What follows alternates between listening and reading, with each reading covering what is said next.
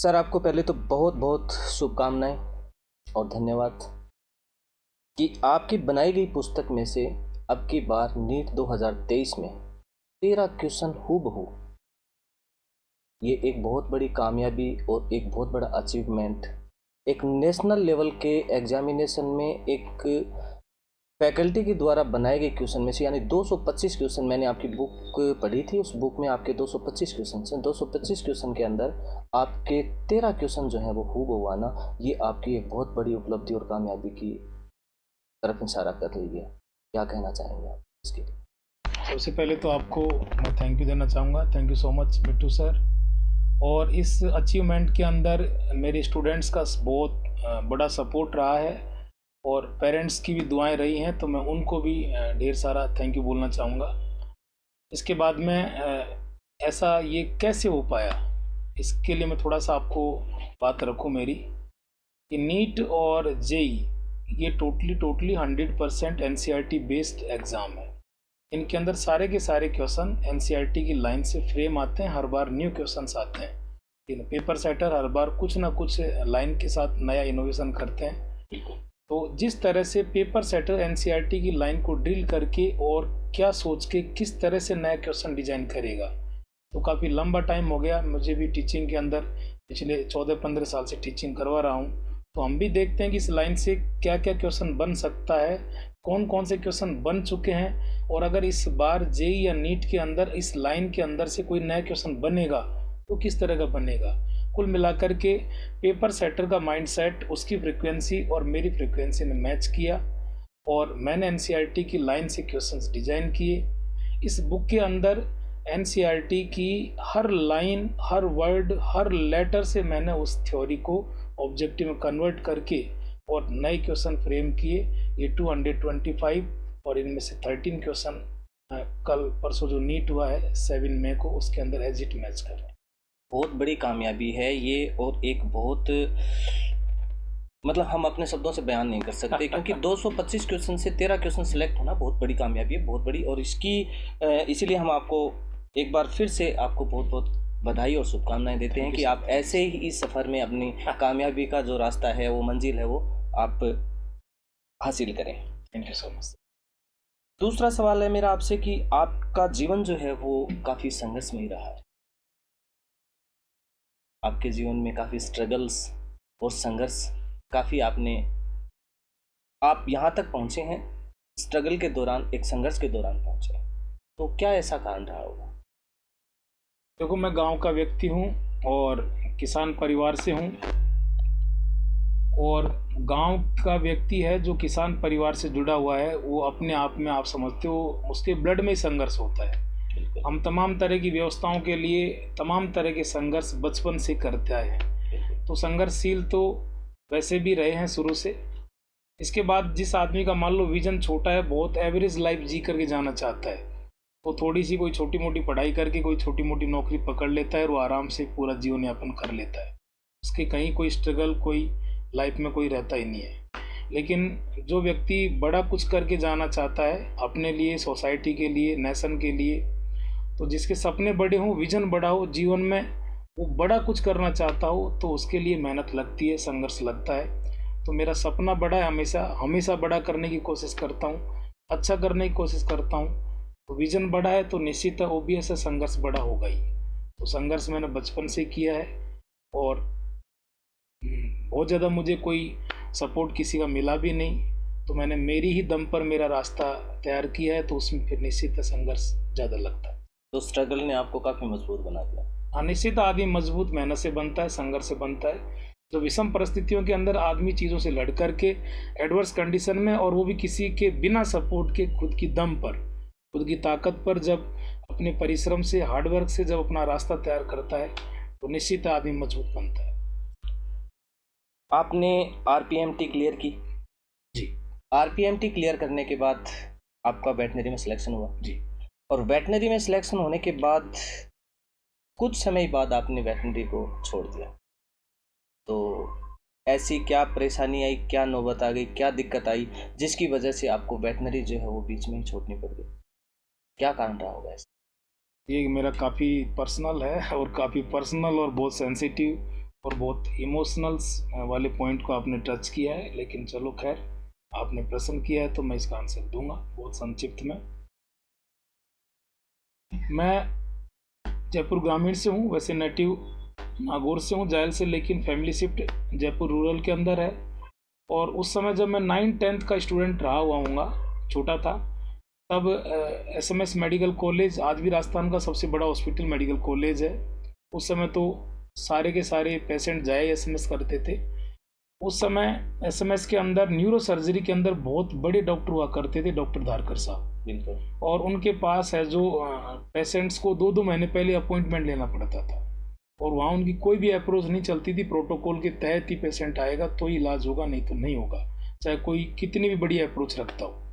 तो इसी तरह से कोई उस समय के मिनिस्टर आए हुए होंगे, अमर सिंह राठौड़ साहब, वो उनका कोई परिचित था उनकी विधानसभा से, और उसका अपॉइंटमेंट था नहीं। और राठौड़ साहब वो मिनिस्ट्री के रुतबे के अंदर, उस घमंड के अंदर डॉक्टर साहब के पास चले गए और वहाँ पर जाकर के उनसे ज़बरदस्ती कहने लगे कि भाई इसका इलाज करो।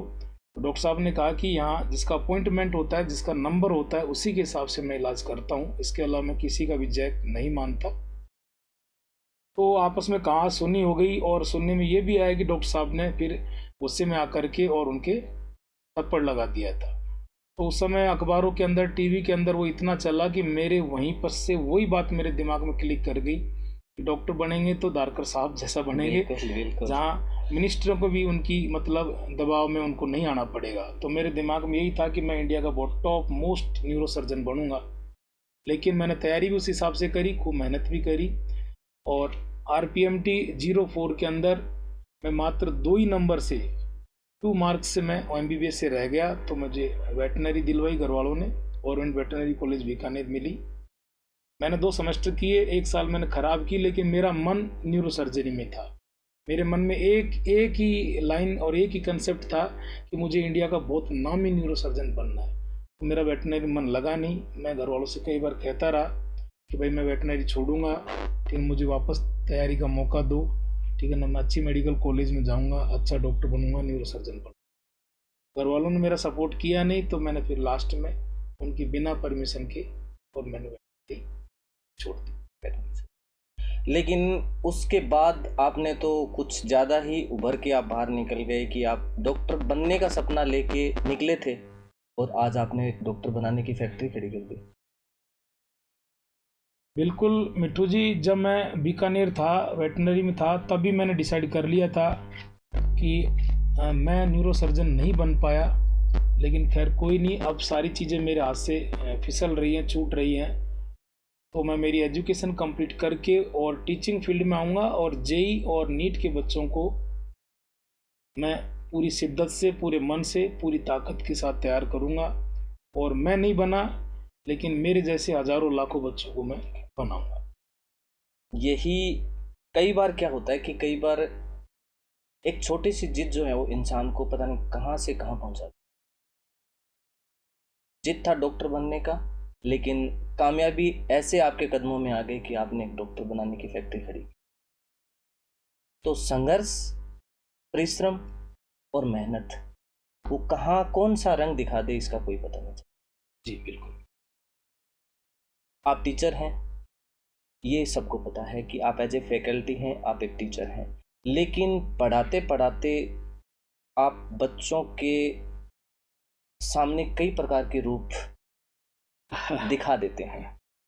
जैसे कि टीचर हैं, लेकिन जब बच्चे पढ़ते हैं और उनको जब माँ बाप की याद आती है, बेसिकली याद है कि बच्चे 1-1 साल माँ बाप से दूर रहते हैं, घर से दूर रहते हैं, हॉस्टल में रहते हैं, बिल्कुल, उनको इन्वायरमेंट नहीं मिलता है घर का। लेकिन आपको कैसे पता चल जाता है कि आप बच्चे का चेहरा देख के ये पकड़ लेते हैं कि इस बच्चे को आज माँ की या बाप की याद आ रही है, और वहीं पे आप वही रोल निभा जाते हैं, उस बच्चे के सामने उसके गार्जियन बन के, उसके सामने माँ बाप बन के आप उनका रोल अदा कर देते हैं।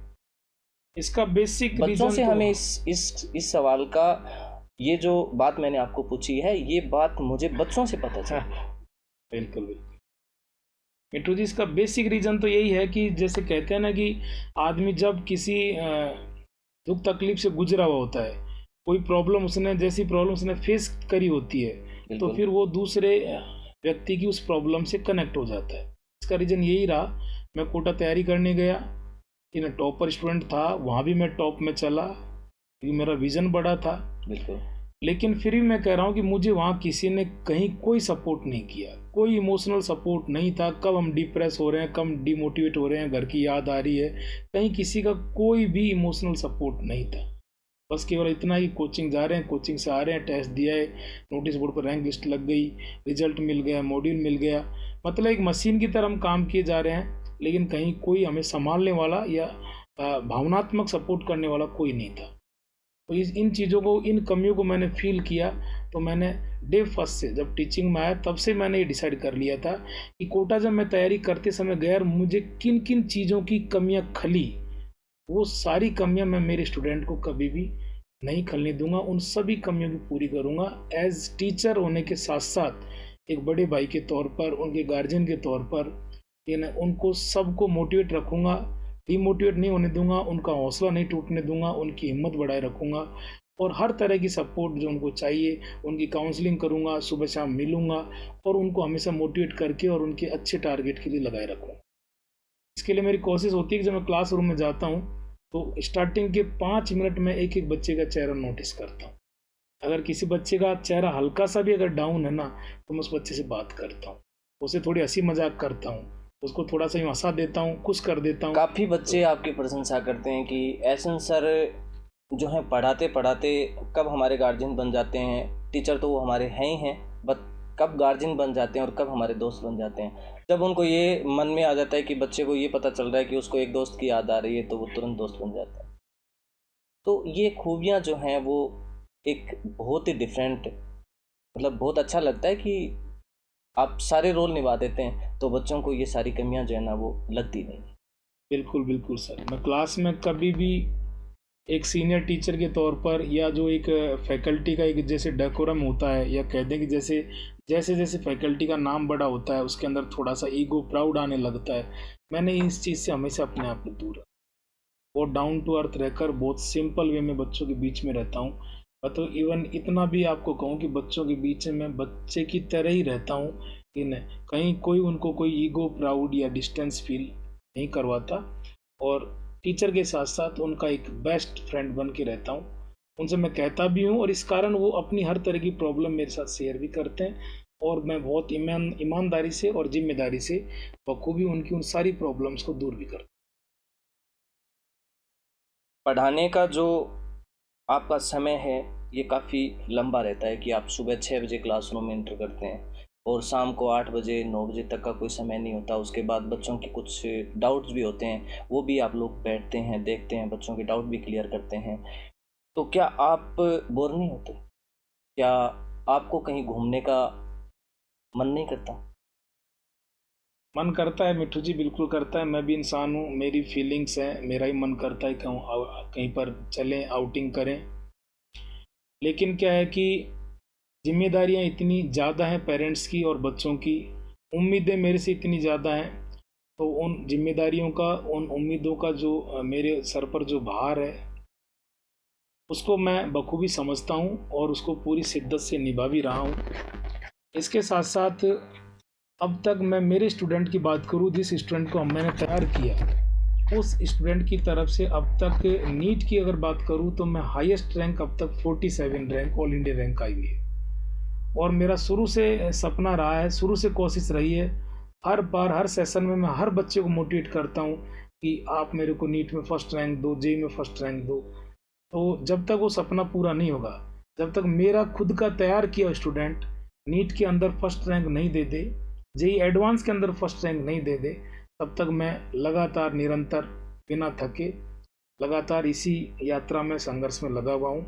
जब नीट में और जेई में मेरा स्टूडेंट मेरे से पढ़कर, मेरे से तैयार होकर के पूरे हिंदुस्तान को टॉप कर देगा, उसके बाद ज़रूर मैं 2 वीक की 1 वीक की छुट्टी लूँगा घूमने। आखिरी सवाल मेरा आपसे ये है कि ये मेरा सवाल जो है वो काफ़ी डिफरेंट है जी। ये एजुकेशन से हट के मैं आपसे सवाल कर रहा हूँ। जी जी। कि राजनीतिक में आप काफ़ी सक्रिय भी रहते हैं, क्या आप फ्यूचर में कोई पॉलिटिक्स के बारे में सोच रहे हैं, जाना चाहते हैं, या फिर अपना कैरियर जो है वो एजुकेशन में रखना चाहते नहीं, मैं एजुकेशन में बिल्कुल एकदम डूब के काम कर रहा हूँ, डूबा हुआ हूँ और बहुत आनंद आ रहा है। परिश्रम कर रहे हैं, अच्छे रिजल्ट्स मिल रहे हैं, बच्चों का भरपूर प्यार सपोर्ट मिलता है, अभिभावकों की दुआएं मिलती हैं, बहुत आनंद आ रहा है। इसी काम में मैं डूबा हुआ हूँ और मेरा जो सपना है अभी तो एक ही है कि पूरे हिंदुस्तान को टॉपर मैं दूँ, नीट का टॉपर फर्स्ट रैंकर मैं दूँ, जेईई एडवांस में फर्स्ट रैंकर मैं दूँ।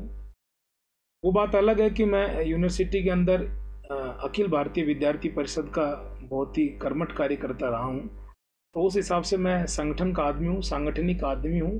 संगठन के लिए मेरे से जो कोई छोटी मोटी सेवा और बन जाता है तो मैं करता रहता हूँ। बाकी अभी मेरा फिलहाल एक ही जिद, एक ही जुनून है, एक ही टारगेट है कि पूरे हिंदुस्तान को सीकर से मैं तैयार करके और नीट का टॉपर दूँ, जेईई का टॉपर। सबकी तरफ से, सब बच्चों की गार्जियन की तरफ से, और हम हमेशा आपके लिए दुआ भी करेंगे और हमेशा हमारी शुभकामनाएं आपके साथ रहेंगी। बहुत ही अच्छा लगा आपकी मुलाकात, आपसे बात करके, और आपके जो विचार हैं वो विचारों का जो आदान प्रदान है वो हमें बहुत ही अच्छा लगा। एक बार फिर से मैं आपको दिल से शुक्रिया और धन्यवाद।